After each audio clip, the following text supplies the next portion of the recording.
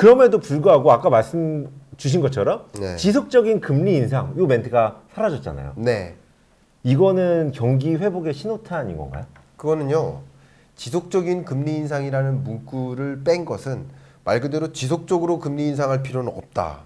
어쩌면 정점에 거의 다 와간다라는 것이고 가장 여러분이 바라는 시나리오라고 한다면 지난 FOMC 회의 때 베이비 스텝이 마지막인 거고 그렇죠. 그 이후에는 추가적인 금리 인상이 없는 시나리오도 가능한 건 사실이에요.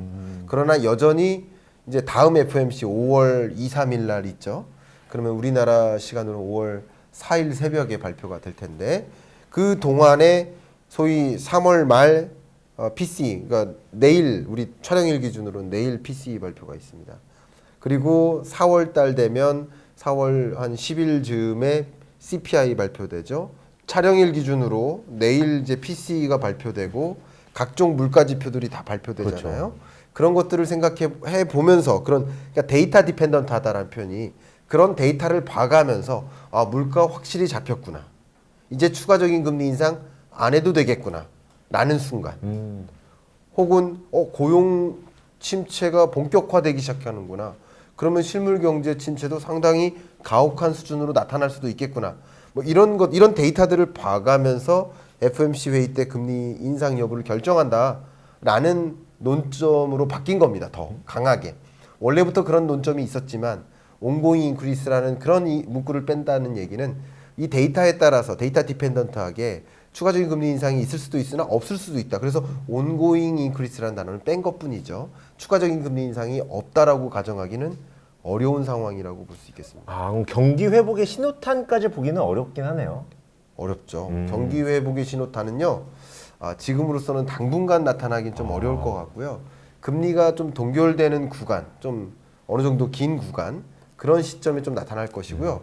아마도 저는 어떤 판단을 하냐면 기준금리를 동결하는 시점은 물가 상승률하고 기준금리하고 크로스되는 구간. 이게 뭐냐면 미국 물가 상승률 CPI 기준으로 6.0%까지 떨어졌단 말이죠. 그럼 이게 더 떨어져서 예를 들어서 5.5 정도를 5.5로 가요. 기준금리는 지금 5잖아요. 그러면 이게 물가 상승률이 어느 정도 정점에 다 다다라서 5% 정도 물가 상승률 어쨌든 떨어지거든요. 그렇죠. 기준금리를 이제 밑돌죠. 그런 구간부터는 추가적인 금리 인상을 안 할 것이다라고 거의 확실히 좀 생각해 볼 수도 있을 것 같아요. 근데 지금으로서는 물가 상승률이 앞에 말씀드린 대로 범피하기 때문에 왜냐하면 중국의 리오프닝으로 또 한 번 이 원자재 가격이 다시 상승하고 그것이 이제 물가에 반영될 수도 있고요. 특히 이 물가 상승률의 흐름을 좀 보면요.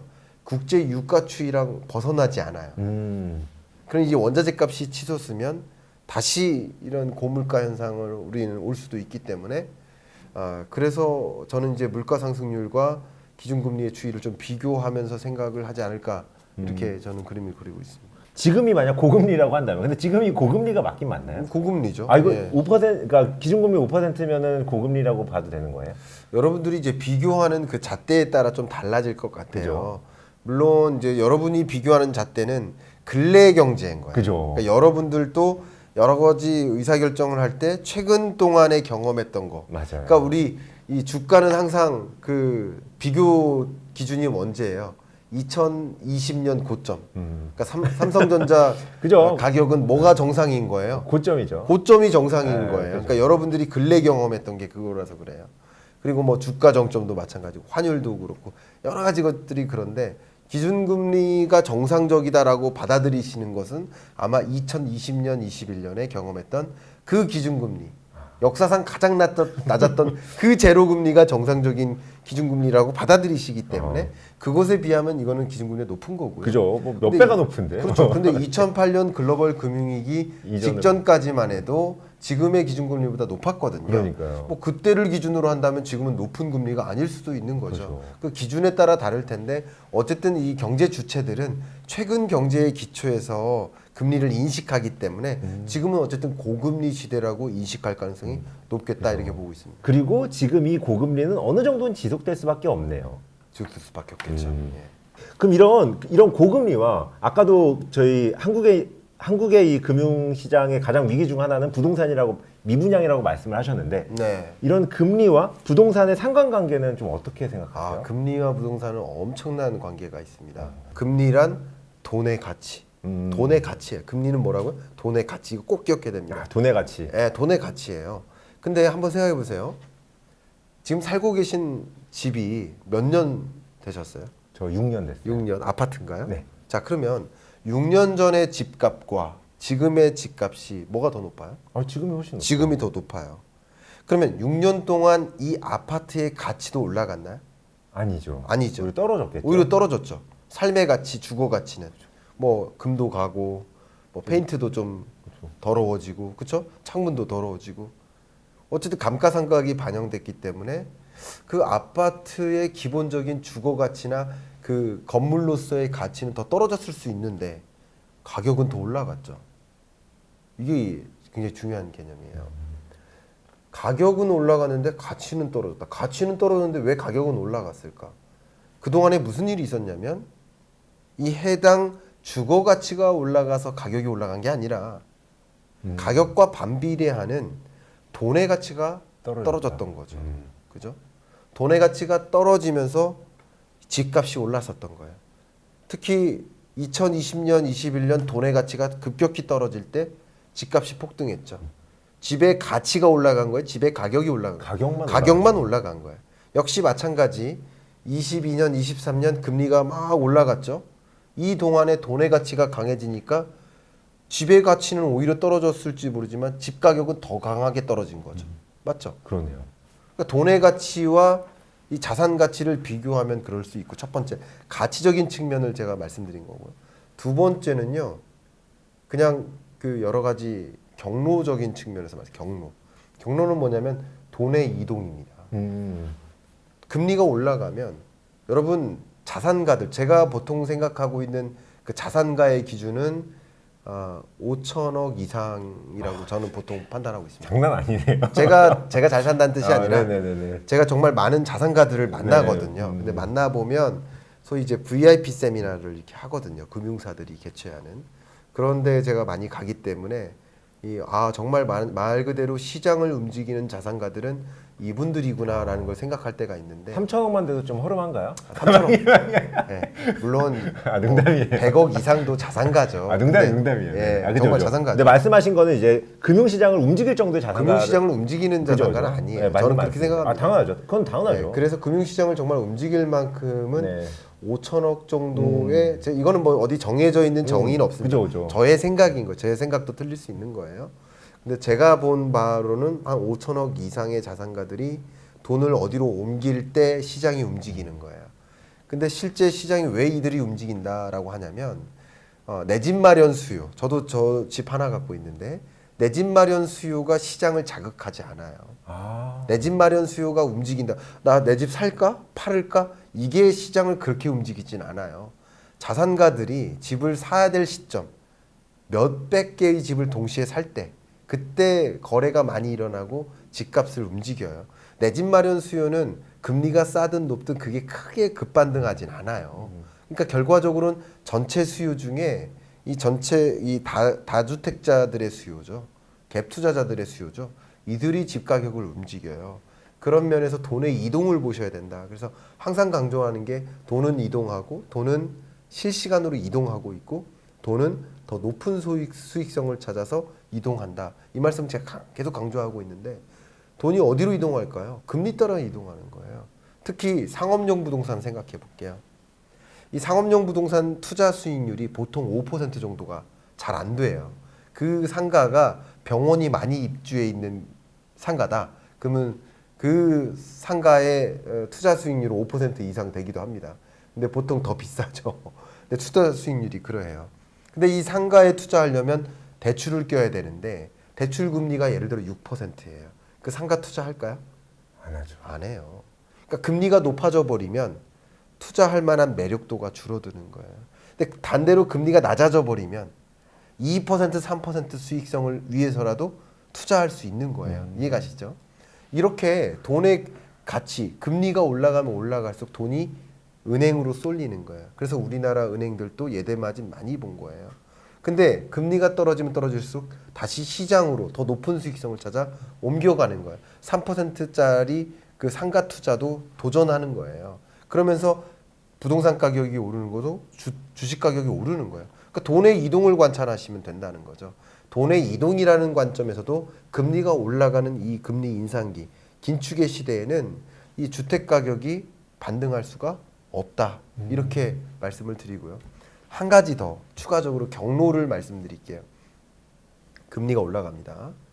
금리가 올라가면 이 임차인 입장에서 월세를 선호할까요? 전세를 선호할까요? 금리가 올라가면 그러니까 임차인이라는 건 들어가는 사람? 그렇죠. 들어가는 입장에서는 뭐 월세를 선호하겠죠. 예, 전세보다는 월세를 선호하죠. 왜냐하면 우리의 어떤 기본적으로 인간의 욕망 때문에 내가 10억 갖고 있으면 10억짜리 집 사지 않아요.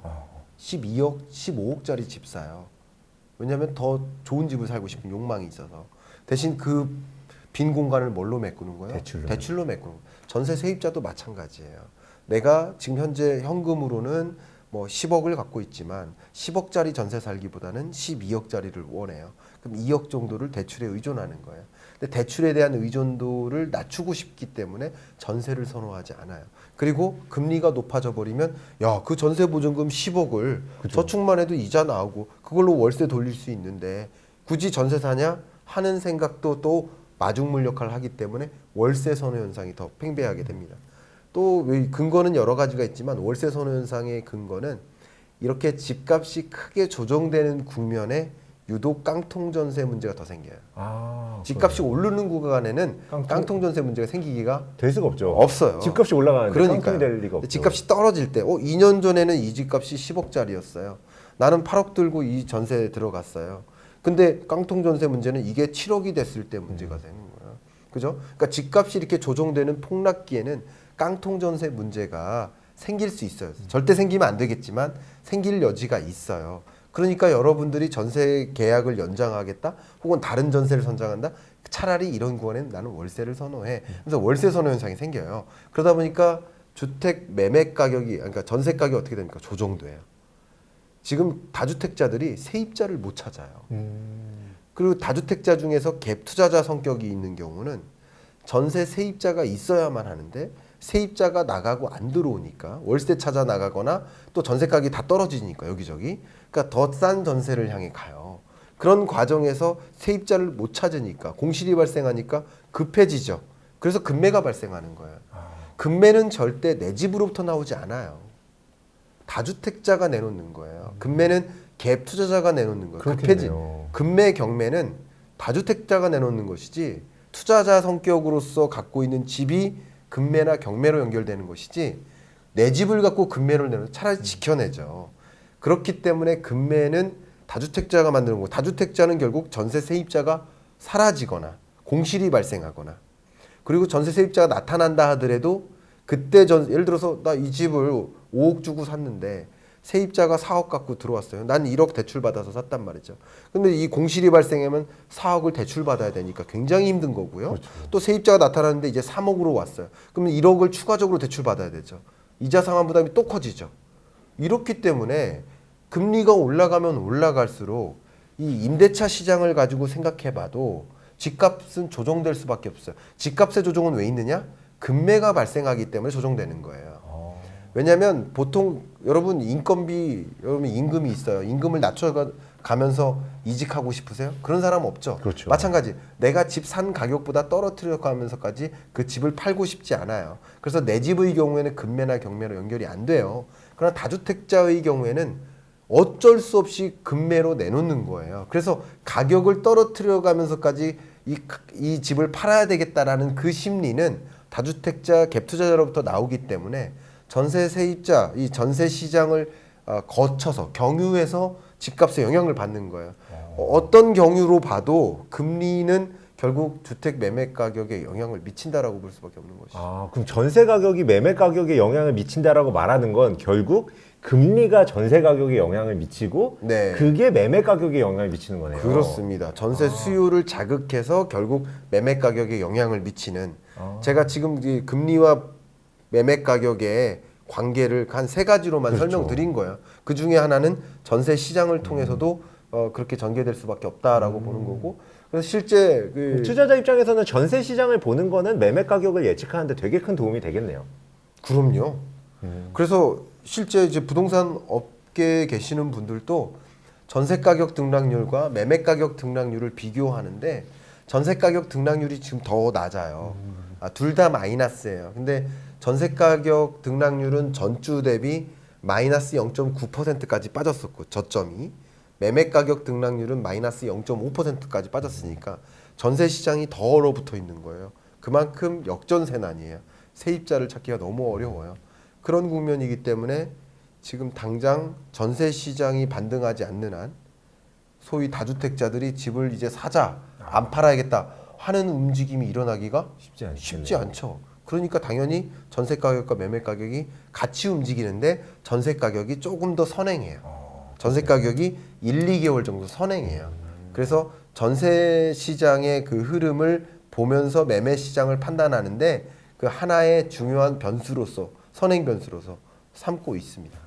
그럼 지금 주택 매매 시장 자체는 어떻게 보세요? 결국 이 금리 때문에, 금리를 생각한다면 좀 안 좋다라고 부정적으로 생각을 하시나요? 제가 그 주식 시장 같은 경우는 금리에 선행하기 때문에 이미 22년 10월이 저점이라고 말씀드렸던 거예요.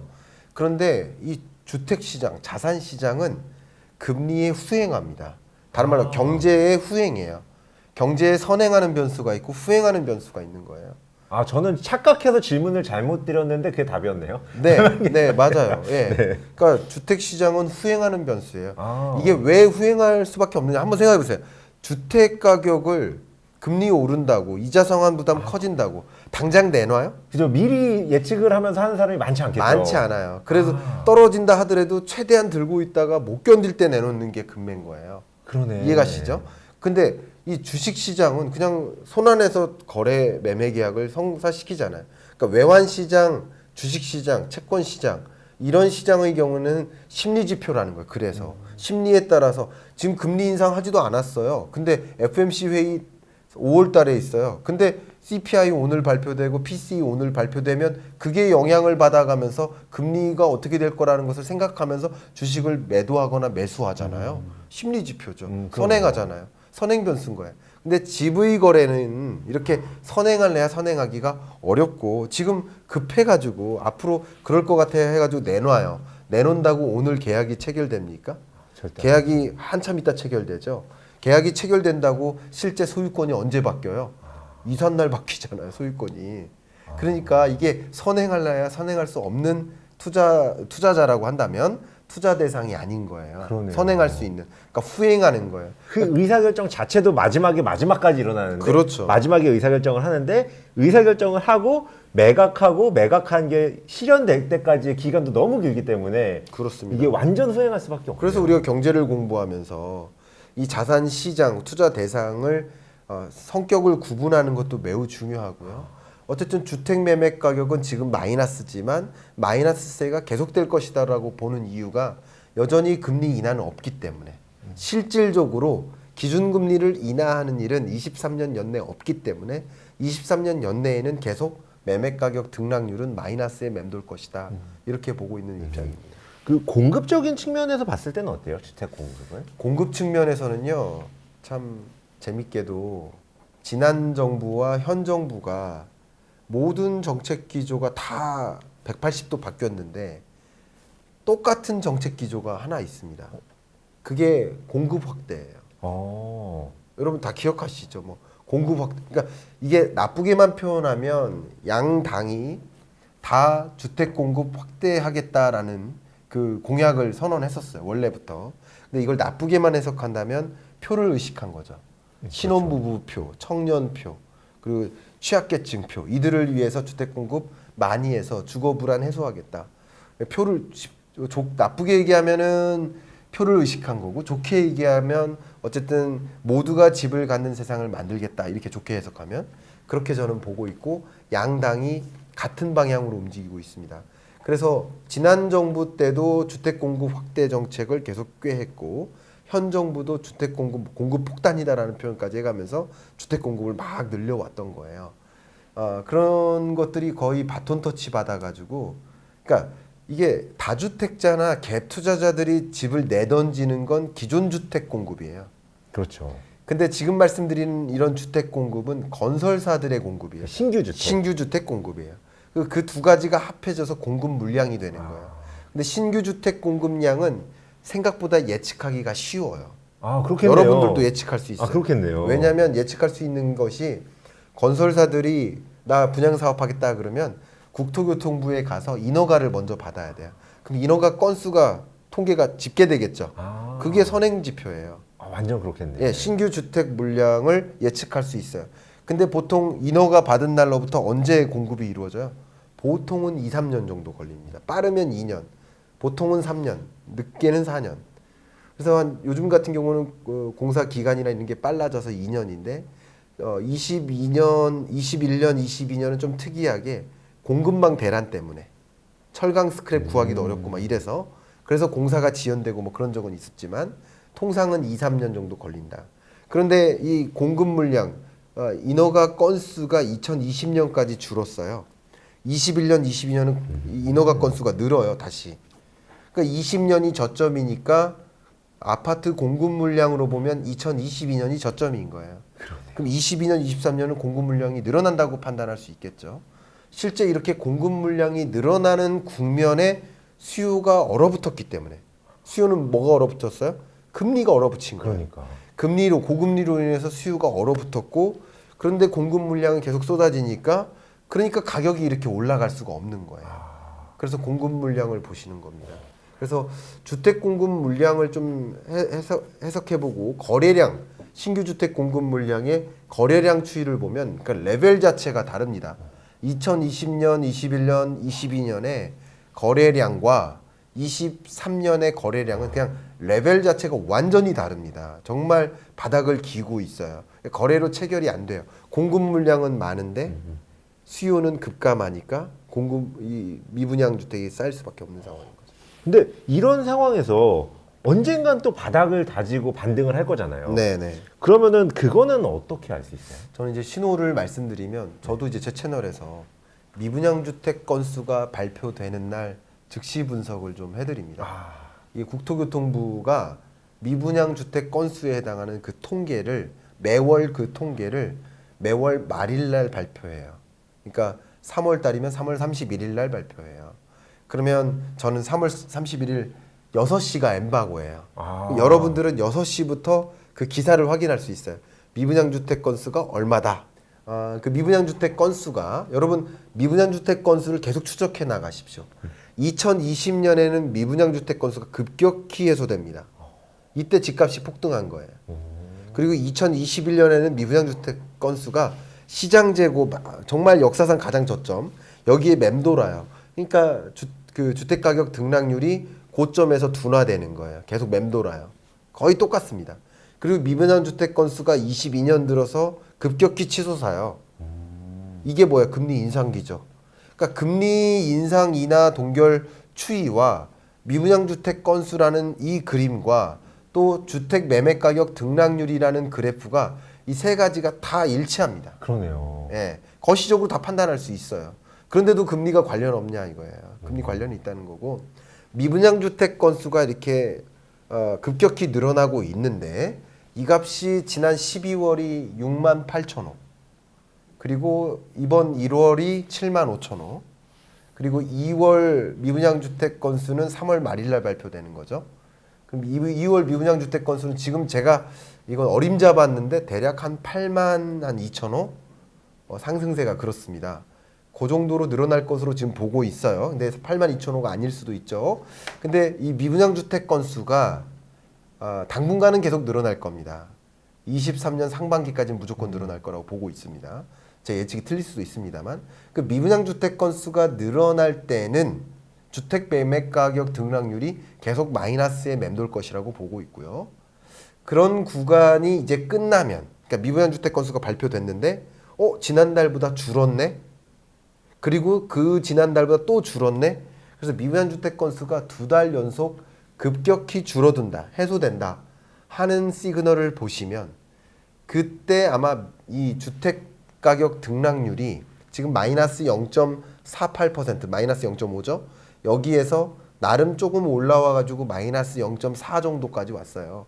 근데 이 값이 0을 지나서 플러스로 올라갈 때 이때 우리는 매수 시점인 거죠. 이 지점과 미분양 주택 건수가 급격히 해소되는 그 지점과 맞물릴 거라고 생각하고요. 또 이 맞물리는 지점이 저는 개인적으로 기준금리 인하를 단행하거나 기준금리 인하가 확실해졌다 하는 그 기대가 확실해졌다 하는 지점, 이 세 가지 지점이 맞물릴 거라고 생각하고 있습니다. 그럼 지금 뭐 무주택자나 수요하는 입장에서는 지금 현재는 살짝 관망하면서 관망이죠. 그 시그널을 좀 봐야겠네요. 그래서 저는 이 하락세가 언제까지 지속될지 가늠할 수가 없잖아요. 미분양 주택이 얼마만큼까지 쌓일지 가늠할 수가 없잖아요. 기준금리 동결이 언제까지 지속될지 가늠할 수 없잖아요. 그런 관점, 그리고 또 여전히 물가 불안 요소가 있고 금융 부실이 또 해소된다면 여전히 긴축적으로 통화 정책을 계속 단행할 수가 있는 겁니다. 그걸 전제로 했을 때 여러분들이 이 동네 보면 집값이 많이 떨어졌네. 그러면 이제 내 집 마련을 해도 되나? 하고 먼저 들어가지는 마시고요. 차라리 반등세를 충분히 지켜보다가 들어가는 것도 늦지 않다. 차라리 그게 낫다. 왜냐하면 추가적인 조정폭이 더 야기될 구간이 길어 보입니다. 아직까지는. 그래서 23년 연내에는 아파트 매매 가격 등락률이 플러스로 반등하기란 쉽지 않아 보입니다. 그래서 좀 매수 시점을 최대한 뒤로 미루는 것이 어떨까 그렇게 의견을 드리고 있습니다. 그럼 이런 하락기에 네. 무주택자들은 어떻게 대응하면 좋아요?